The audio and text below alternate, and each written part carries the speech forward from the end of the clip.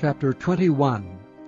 Then there was a famine in the days of David 3 years, year after year. And David inquired of the Lord. And the Lord answered, It is for Saul, and for his bloody house, because he slew the Gibeonites. And the king called the Gibeonites, and said unto them, Now the Gibeonites were not of the children of Israel, but of the remnant of the Amorites, and the children of Israel had sworn unto them. And Saul sought to slay them in his zeal to the children of Israel and Judah. Wherefore David said unto the Gibeonites, What shall I do for you? And wherewith shall I make the atonement, that ye may bless the inheritance of the Lord? And the Gibeonites said unto him, We will have no silver nor gold of Saul, nor of his house, neither for us shalt thou kill any man in Israel. And he said, What ye shall say, that will I do for you. And they answered the king, The man that consumed us, and that devised against us that we should be destroyed from remaining in any of the coasts of Israel, let 7 men of his sons be delivered unto us, and we will hang them up unto the Lord in Gibeah of Saul, whom the Lord did choose. And the king said, I will give them. But the king spared Mephibosheth the son of Jonathan the son of Saul, because of the Lord's oath that was between them, between David and Jonathan the son of Saul, the daughter of Aiah, whom she bare unto Saul, Armoni and Mephibosheth, and the 5 sons of Michal, the daughter of Saul, whom she brought up for Adriel the son of Barzillai, the Maholathite, and he delivered them unto the hands of the Gibeonites, and they hanged them in the hill before the Lord. And they fell all 7 together, and were put to death in the days of harvest, in the first days in the beginning of barley harvest. And Rizpah, the daughter of Aiah, took sackcloth, and spread it for her upon the rock, from the beginning of harvest until water dropped upon them out of heaven, and suffered neither the birds of the air to rest on them by day, nor the beasts of the field by night. What Rizpah the daughter of Aiah the concubine of Saul had done. And David went and took the bones of Saul, and the bones of Jonathan his son from the men of Jabesh-Gilead, which had stolen them from the street of Bethshan, where the Philistines had hanged them, when the Philistines had slain Saul in Gibeah. And he brought up from thence the bones of Saul, and the bones of Jonathan his son, and they gathered the bones of them that were hanged. And the bones of Saul and Jonathan his son buried they in the country of Benjamin in Zelah, and the sepulchre of Kish his father, and they performed all that the king commanded. And after that God was entreated for the land. Moreover, the Philistines had yet war again with Israel, and David went out, and his servants with him, and fought against the Philistines, and David waxed faint. And Ishbi-Benob, which was of the sons of the giant, the weight of whose spear weighed 300 shekels of brass in weight, he being girded with a new sword, thought to have slain David. But Abishai the son of Zeruiah succored him, and smote the Philistine, and killed him. Then the men of David sware unto him, saying, Thou shalt go no more out with us to battle, that thou quench not the light of Israel. And it came to pass after this, that there was again a battle with the Philistines at Gob. Then Sibbecai slew Zaph, which was of the sons of the giant.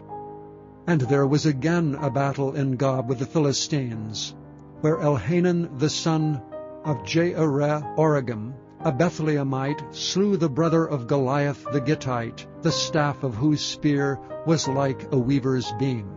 And there was yet a battle in Gath, where was a man of great stature, that had on every hand 6 fingers, and on every foot 6 toes, 24 in number. And he also was born to the giant. And when he defied Israel, Jonathan the son of Shimeah, the brother of David, slew him. These 4 were born to the giant in Gath, and fell by the hand of David, and by the hand of his servants. Chapter 11. A false balance is abomination to the Lord, but a just weight is his delight. When pride cometh, then cometh shame, but with the lowly is wisdom. The integrity of the upright shall guide them, but the perverseness of transgressors shall destroy them. Riches profit not in the day of wrath, but righteousness delivereth from death.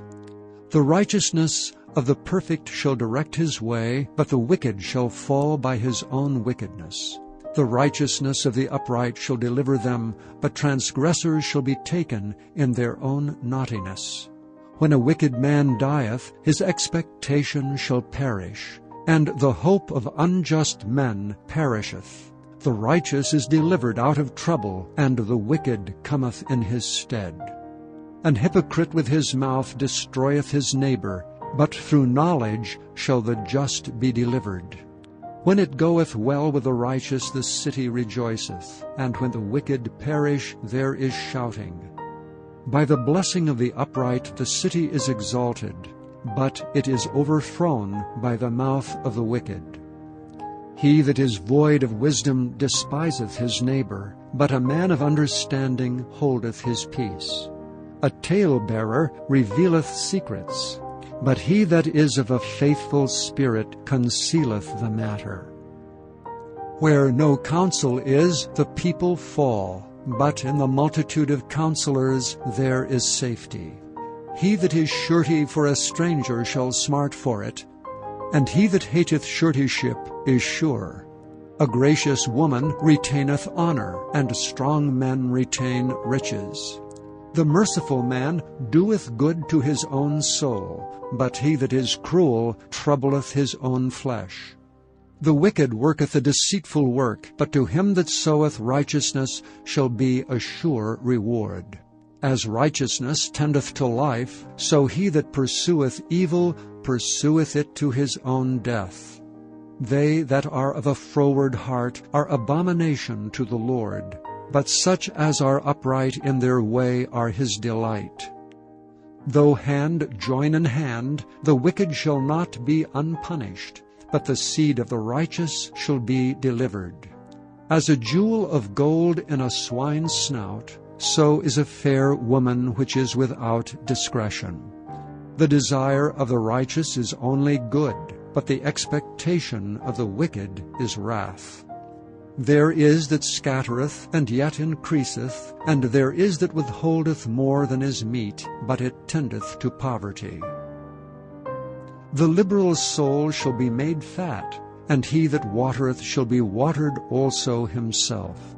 He that withholdeth corn, the people shall curse him, but blessing shall be upon the head of him that selleth it.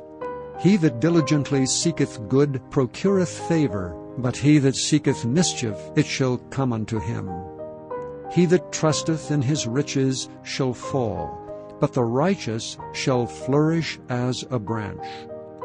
He that troubleth his own house shall inherit the wind, and the fool shall be servant to the wise of heart.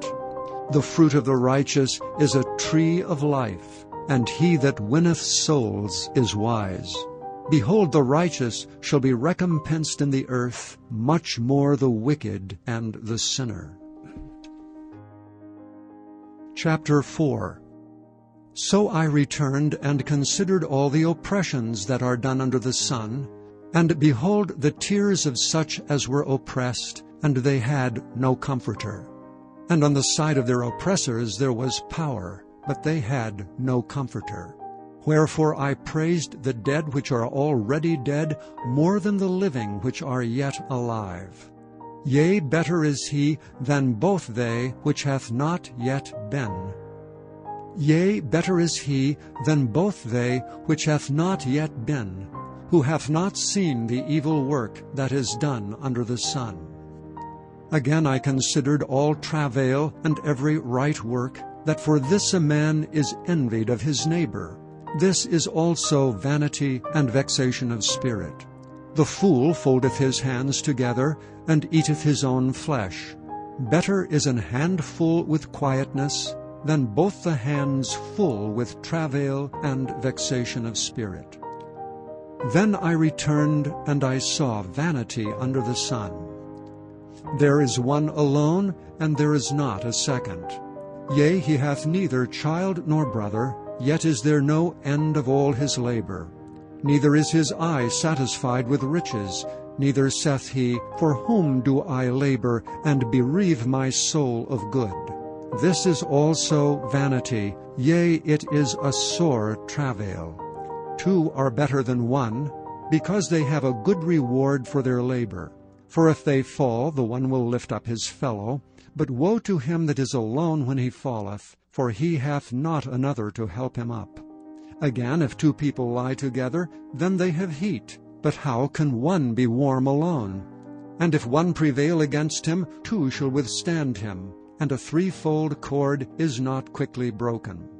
Better is a poor and a wise child than an old and foolish king, who will no more be admonished. For out of prison he cometh to reign, whereas also he that is born in his kingdom becometh poor. I considered all the living which walk under the sun, with the second child that shall stand up in his stead. There is no end of all the people, even of all that have been before them. They also that come after shall not rejoice in him. Surely this also is vanity and vexation of spirit.